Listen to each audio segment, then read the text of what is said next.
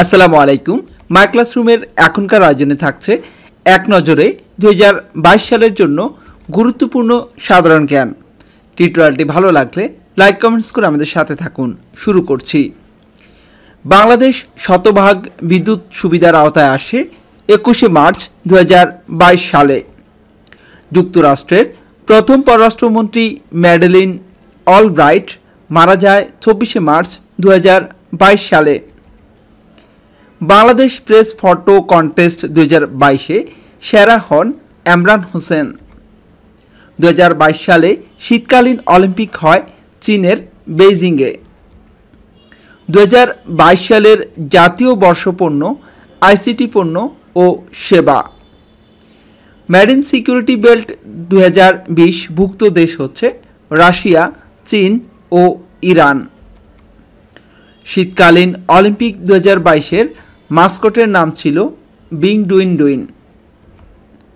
Sheikh Hasina the essence of her world বইটির লেখক হচ্ছেন আশিকুন নবী চৌধুরী।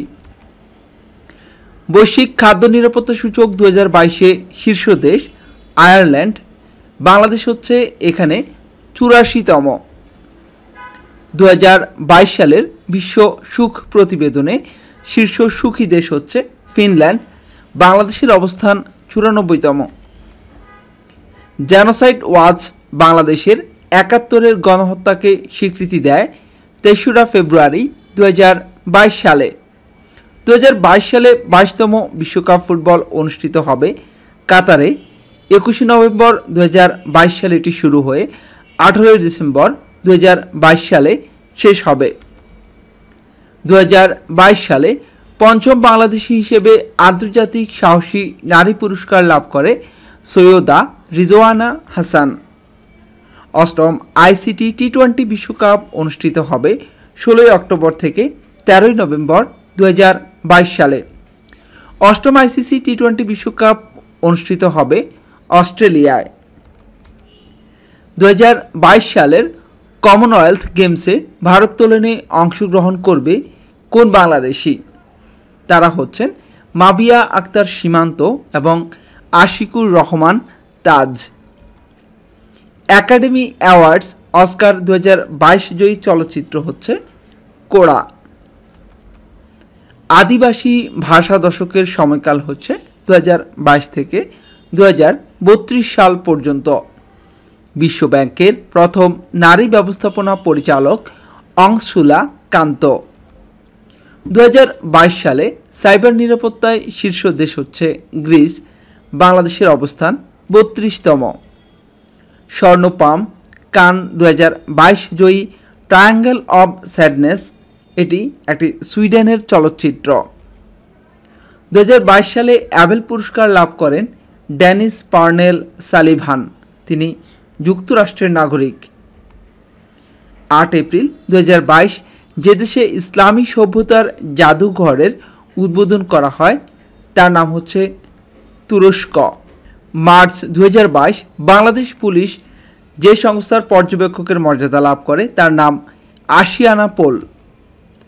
জয় বাংলাকে জাতীয় স্লোগান হিসেবে ঘোষণা করা হয় 2রা মার্চ 2022 সালে। 2022 সালের জন্য ইউএন উইমেন নির্বাহী বোর্ডের সভাপতি নির্বাচিত হয়েছেন রাবাব ফাতিমা।